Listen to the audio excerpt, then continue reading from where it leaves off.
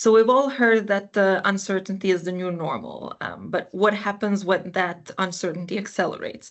And just this year, our customers have had to face a fast-changing landscape that is shaped by rising tariffs and a wave of new ESG regulations, from CBAM and EU deforestation to forced labor regulations. And as the pressures to stay compliant and report accurately are growing, our customers have also many questions on how to navigate this situation. And as Maersk's very own Lars Karlsson, the global head of trade and customs consulting, says, we will see more changes for international trade in the next 5 years than we've seen in the last 50. And that's exactly why we are here, not just to talk about the challenges, but to share actionable insights and some practical perspectives that businesses can use already today. And we're kicking off with a series of activities with this session, where we'll introduce our panel of experts who will also feature in an upcoming webinar this September.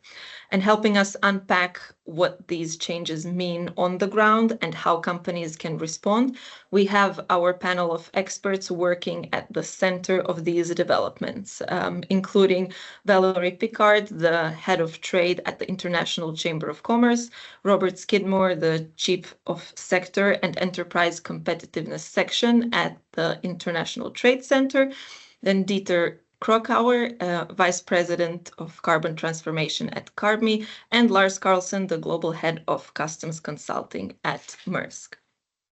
So to start off, we'll start with you, Robert. At your work in ITC, you lead a team working on trade and small business competitiveness.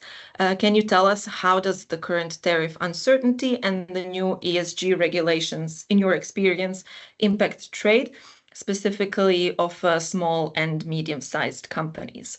And then what can we do to make it easier for these companies to participate in international value chains when trade is getting more and more complicated? First of all, thanks a lot for the invitation. We have collaborated with Maersk on a number of things. We really appreciate all the exchanges we've had, and I'm really happy to be in this discussion. I think first, you asking this question is unusual in some ways. So that's one of the first things we want people to do, is to think, what is the impact on small companies? So we work directly with maybe about 25 or 30,000 companies a year, but in their supply chains, it gets into the millions and tens of millions of companies and workers we're dealing with. First thing I want to say is that most of our companies are very flat. You've got a CEO who's choosing the color of the toilet paper and the marketing strategy. So for them, this kind of complexity is difficult to manage, and they find trade difficult already. So for them, we have many instances of paperwork that's not filled out correctly, even for things like rules of origin.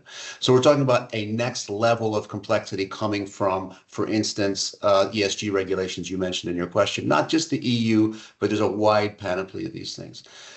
So first thing I would say is that we try to focus with them on is keep your eye on fundamentals, be competitive, know your company, know who your suppliers are, and diversify to the best you can. So that and the thing that we tell ourselves is try to find a way to take all of this complexity, whether we're Maersk or ITC or ICC, and explain it and make it easier to access for folks who don't have a lot of time and are not trade experts. They're often experts in something they do, but they're not trade experts. The other thing is we know small companies are especially affected by the ecosystem around them. I think Valerie and Dieter are going to talk a little bit more about that. But big companies find a way. We know that. So how do we find ways to make the ecosystem serve these small companies and these small company managers more? And to keep asking that question you asked, which is, fine, there's a reality out there. How do we translate? How's it going to affect the companies? Last thing I'll say is on tariff uncertainty, it's been incredibly disruptive. So we have, for instance, we work in the apparel sector in Lesotho, which has an existential situation facing them if these tariffs go to the level they've said they are. So I think we don't know fully the impact yet. And I think that really speaks to us. What we can do now is help them focus on the fundamentals, help them be ready, and help them diversify. So back over to you, Lana. Thanks again for the invite. Thank you, Robert. And then moving on to Valerie. At the ICC, you lead the development of public policy engagement on issues related to trade and customs. What is your experience on how trade is handling the current situation and what to do going forward? Thank you, Lana, and also thank you to Lars and to Maersk for being here. I'm absolutely delighted to be part of this conversation. So I wanted to start by sort of, I think we've already heard this and Rob's picked up on this and in your introduction, but just that business is getting harder and we're not going in the right direction. And that's what we're here across our global network. We are in ICC represents 45 million companies. We're in over 170 countries. And whether the companies are large or small in every region, every sector, I hear the same thing. Business is being hit by all sides, whether it's rising tariffs, whether it's new layers of regulations, rising compliance costs, and of course, the growing geopolitical frictions, which are making everything much more uncertain. And so just bottom line, it's harder, it's riskier, it's more expensive to trade than it was just even a few years ago. And I think what's important is this isn't just frustrating for business. And I think it can be existential. And Rob already touched on that, particularly for the SMEs, but also for the system itself. And I'm going to take a bit of a step back and talking about the global trading system. The whole purpose of the global trading system was to make it easier and fairer and more predictable. And what we're seeing is actually the opposite.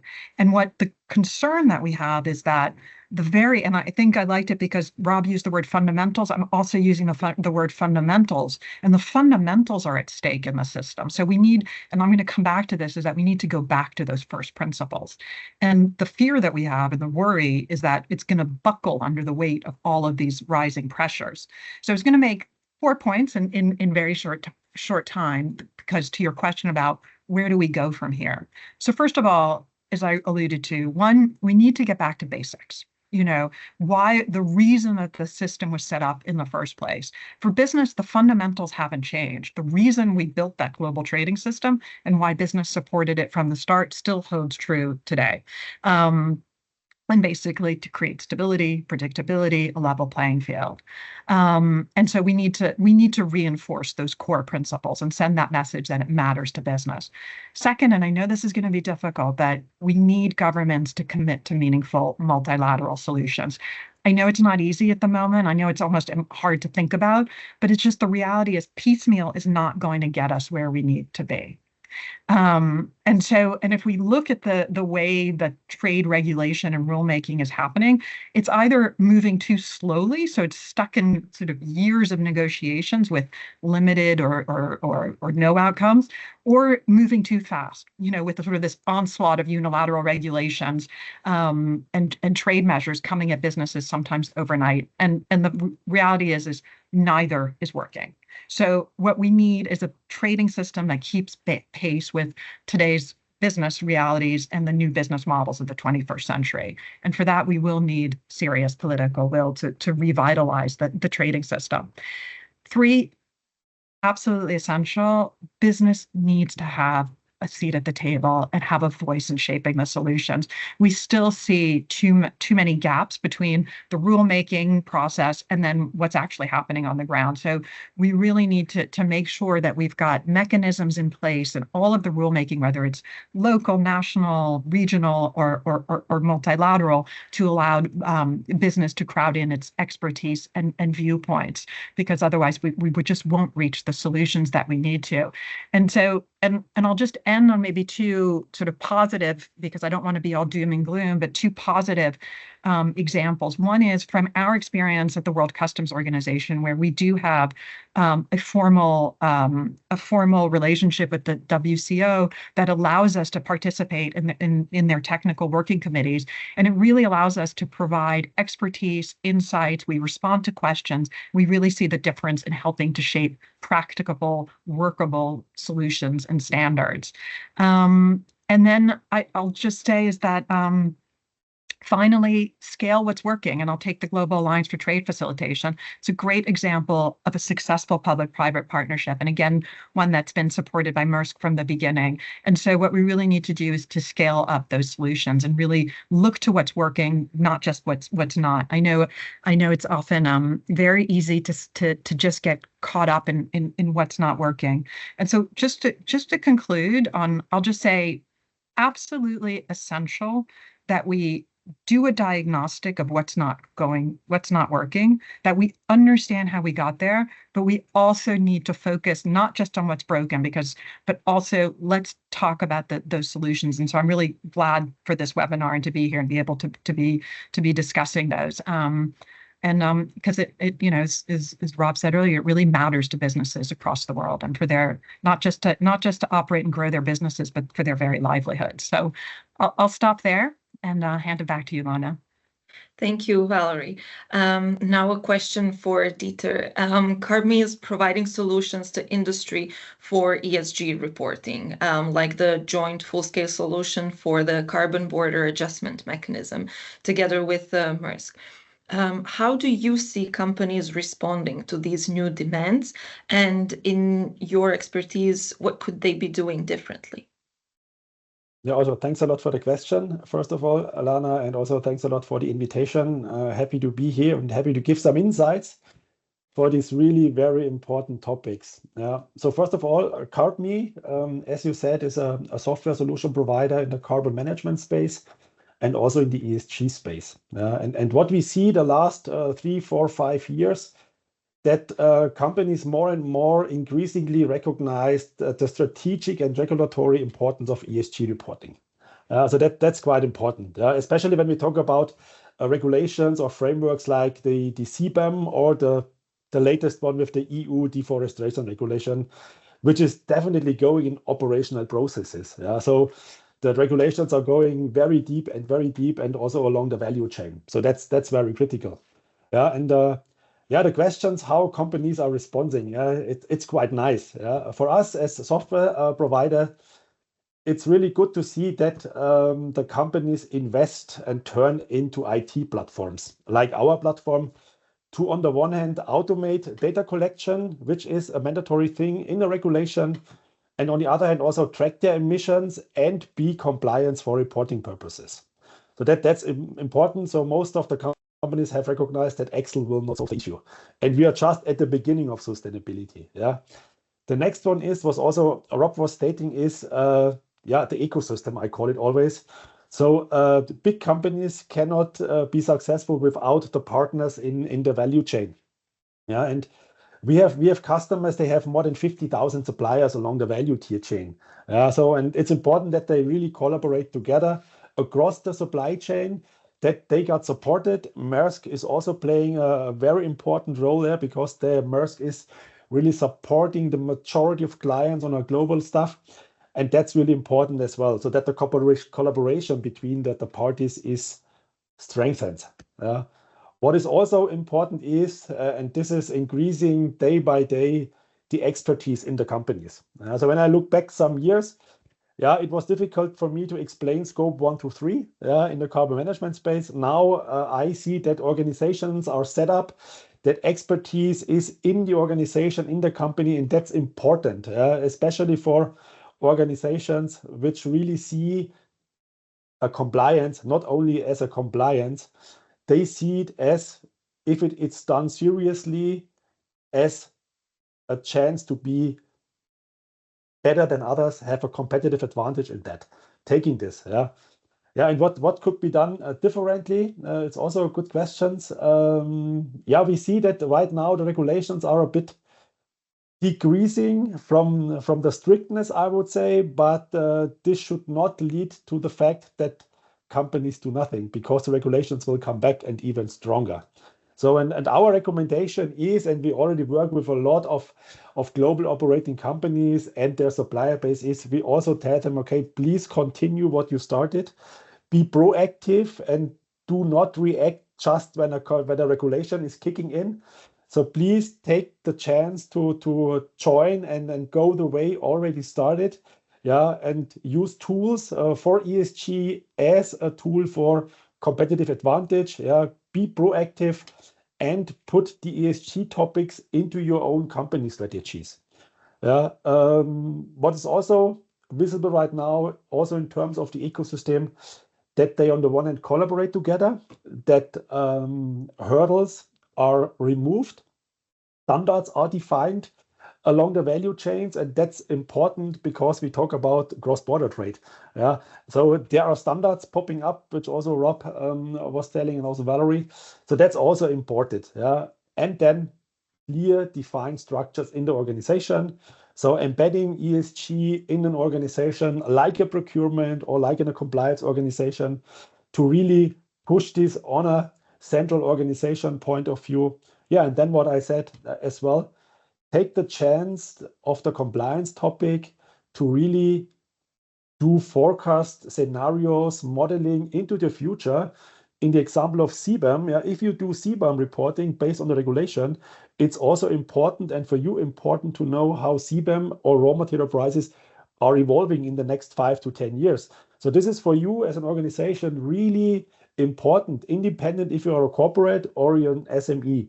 So that's relevant for everybody. You need to know how things are developing and evolving. At the end of the day, so my final thought is, let's jointly work together on that.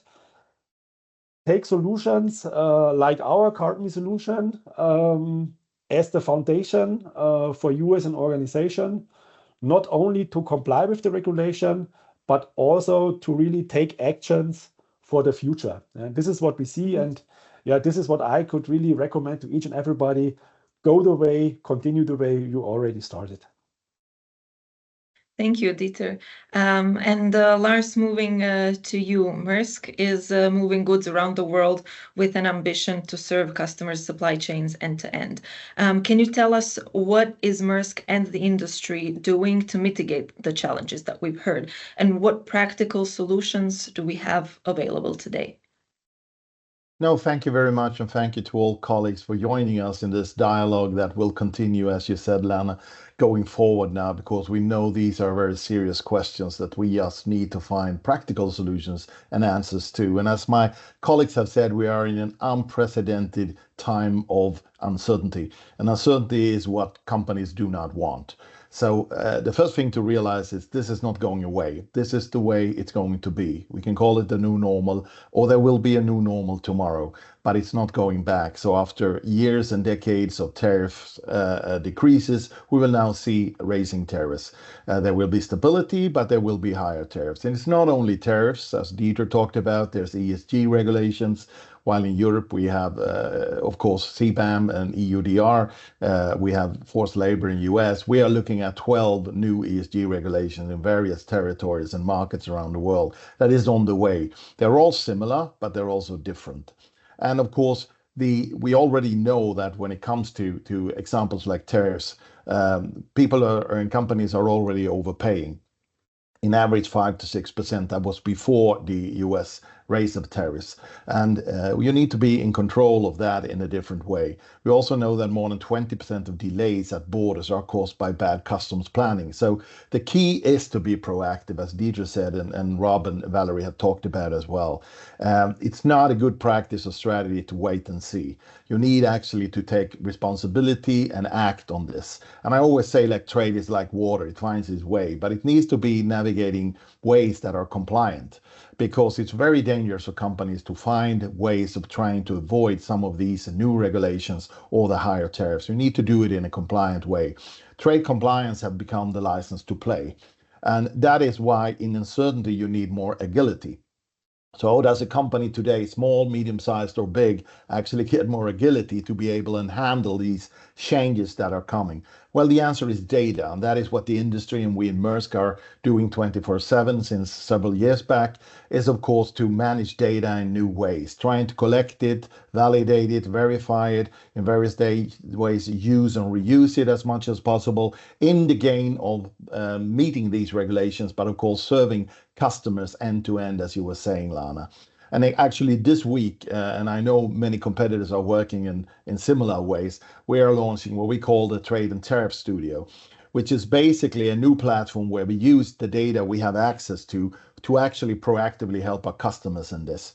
So we do tariff optimization, tariff management with master data from companies, with AI supported analytics and tools. And by that, we can actually use that type of preempt and planning for our customers, for multiple geographies, all tariffs books around the world, to be able and handle changes quickly and also manage and act on that. Secondly, the platform is also doing upstream transaction risk screening for ESG. So we've started with forced labor, UFLPA in US, for all around the world, for all companies. But of course, this is a one-stop shop platform where we'll add on partnerships we have, like the one we have with carbmee and Dieter was talking about, but also with other expert companies for other regulations risks. So companies basically can have one solution where they just add on modules for a new territory or a new regulation that is coming in, because otherwise this will be extremely difficult to handle. You can handle that today with data and artificial intelligence and having those risks in place. And I want to just underline what Valerie was saying before as well, and Rob alluded to as well, that there are things that needs to happen now. We do need to see, and of course we are also a member of the private sector consultative group of World Customs Organization and many of these other international institutions. We work with all of the organizations here, including that has been mentioned with ITC and of course the organizations that we were mentioning, including Global Alliance. And what we can do is making sure we become more practical and much more on the ground, project based. So as Valerie was saying, we just need to go that route faster because agility is needed here and acceleration is needed, and do things together, do practical projects together. And I will end by giving some advice on to customers or everybody that is listening to this. First of all, 4 things. You need to own your own data. You need to find ways of controlling your data for customs and trade. It's gold in the bank, treat it like gold in the bank. And if you are not managing it on your own, make sure you have a trusted partner that do it for you. You need to know your product much more than you did before, all tiers of it. What are the components? What are the carbon emission? Where have it been grown? And remember these ESG regulations, there are 12 in the way right now, but there are also project developments of those we already have. So European Commission is looking at expanding to new product categories, CBAM and EUDR, and US is doing the same, Canada is doing the same, UK is on the way to do that. And of course, the second thing is you need to look at your partner network. You need to make sure you work with the right partners. Have a look.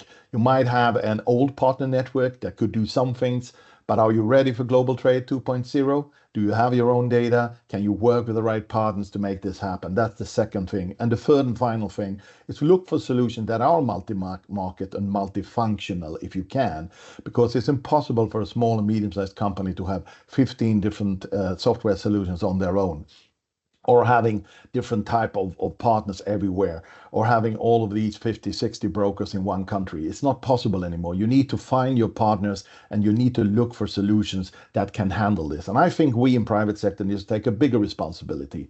And we need to also lead in times like this and work together like we are doing here.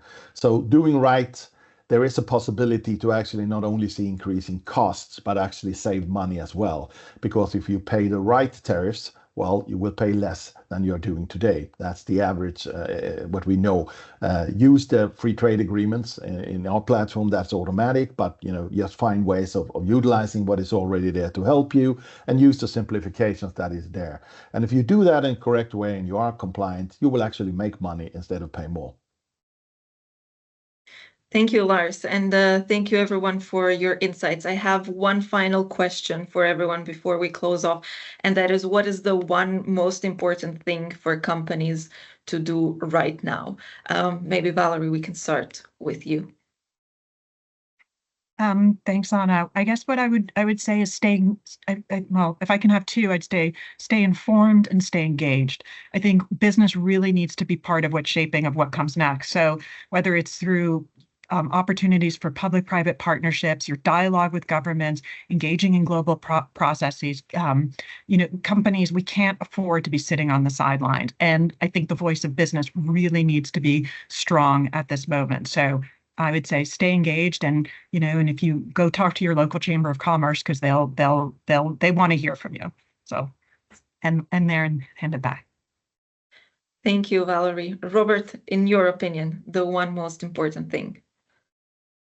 This is know your business. Focus on the fundamentals. I really love what Lars said about data. You own it, know where your suppliers are, and I bet in the first instance, you'll actually save money and time when you go through that process. Regardless of what regulations are coming at you, you'll be ready. Thank you, Robert. Dieter, what do you see?